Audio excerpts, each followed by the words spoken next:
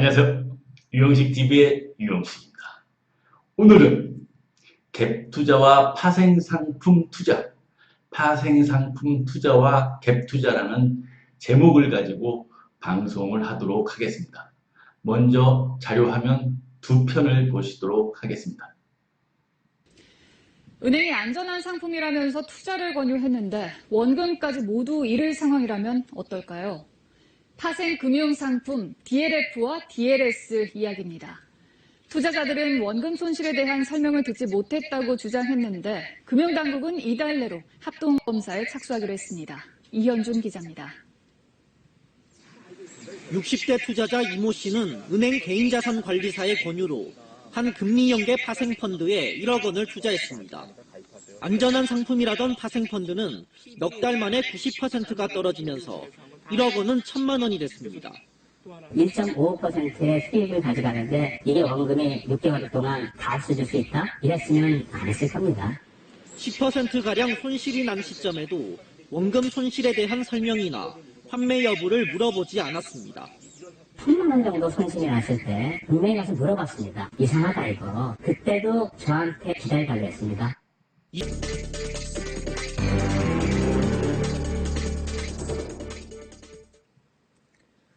정작 본인은 아주 적은 돈만 투자해서 전세를 끼고 주택을 매입하는 걸 이른바 갭 투자라고 하죠. 한때 열풍처럼 번졌는데 최근 그 피해가 속출하고 있습니다. 갭 투자로 원룸 건물 수십 채를 사들인 한 집주인이 파산하면서 세입자 800여 명이 수백억 원의 보증금을 떼일 처지에 몰렸습니다. 김지숙 기자가 그 현장을 취재했습니다. 결혼을 앞두고 있는 29살 송태양 씨. 이미 2달 전 전세 계약 기간이 끝났지만 전세 보증금 7천만 원을 돌려받지 못해 울며 겨자 먹기로 원룸을 지키고 있습니다. 당장 신혼집 구하는 게 걱정입니다. 문제 없을 것 같다고 그런 식으로 말씀을 하셨었거든요. 근데 점점 시간이 흐르면서 이게 좀 상황이 어려워졌으니 몇 개월만 기다려달라. 다른 세입자들도 뒤늦게 이 같은 상황을 알게 됐습니다. 7월에 알게 됐어요. 단수가 된다, 공지가 떠서. 그래서 알아보니까 3, 4, 6월에 제대로 납부가 안 된 걸 알게 됐고요.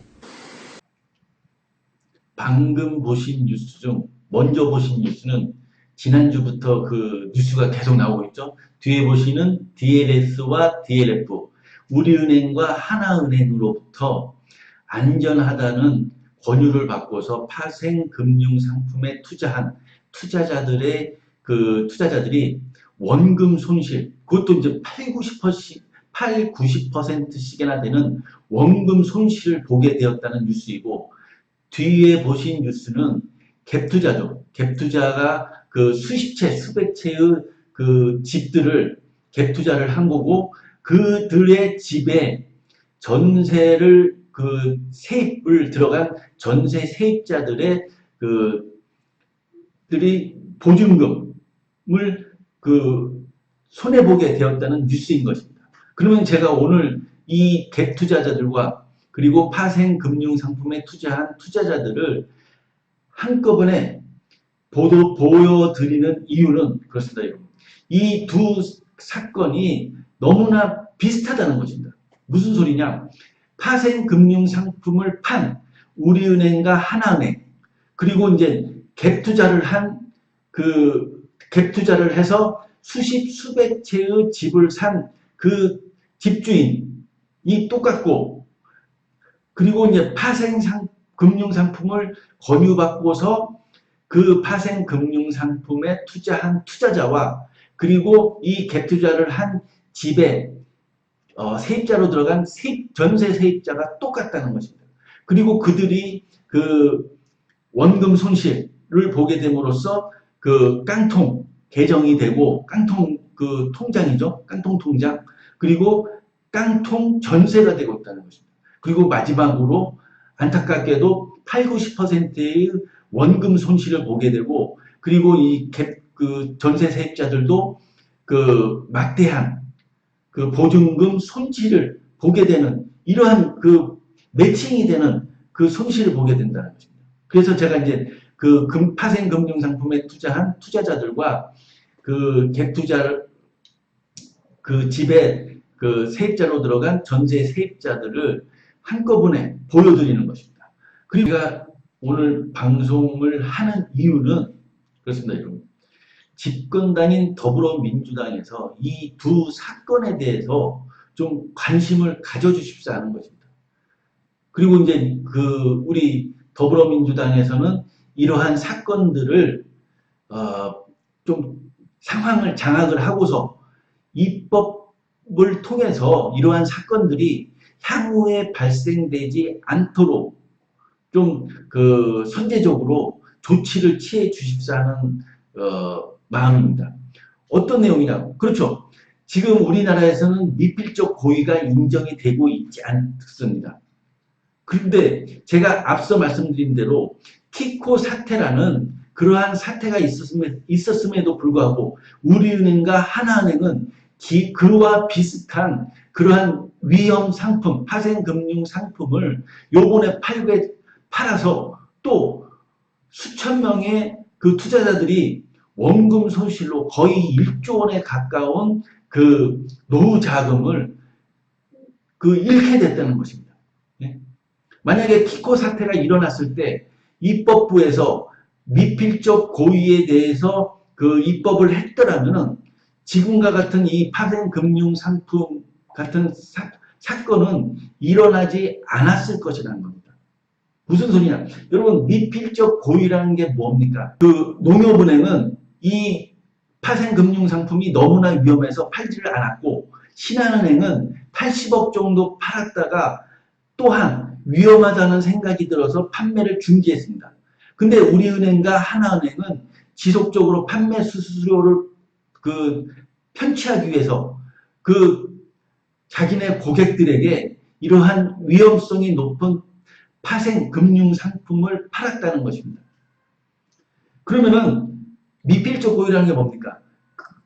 이 파생 금융 상품에 투자함으로써 커다란 원금 손실을 볼 수 있다는 것을 이 은행들은 알았을 것입니다. 그럼에도 불구하고 이 알량한 판매 수수료를 얻기 위해서 지속적으로 신의 성실, 금융기관이라는, 예? 그 신의 성실을 진짜 파수꾼, 예? 보호자 역할을 해야 할 그러한 금융기관이 팔았다는 것입니다. 예? 그래서 이 미필적 고의를 이 사람들은 어겼다는 것입니다.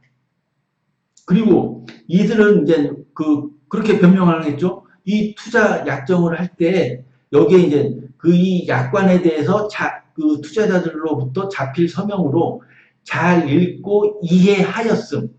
이게 말이 안 되는 것입니다. 네? 지금 뉴스에서 보다시피 60대 이제 퇴직한 분이 퇴직금을 가지고서 1억을 투자했는데 지금 80~90% 1억을 투자했는데 1,000만 원 가량이나 받을 수 있을지 모르겠는데, 예? 그분들에게서 잘 읽고 이해를 하였음, 그 자필 서명을 받았다는 이유만으로 어떻게 그 책임을 회피할 수 있다는 겁니까? 예? 그러면 농협은행과 신한은행이라는 그 은행들은 왜 팔지를 않고, 예? 우리은행과 하나은행은 왜 파는 겁니까? 예? 이게 말이 안 되는 것이죠.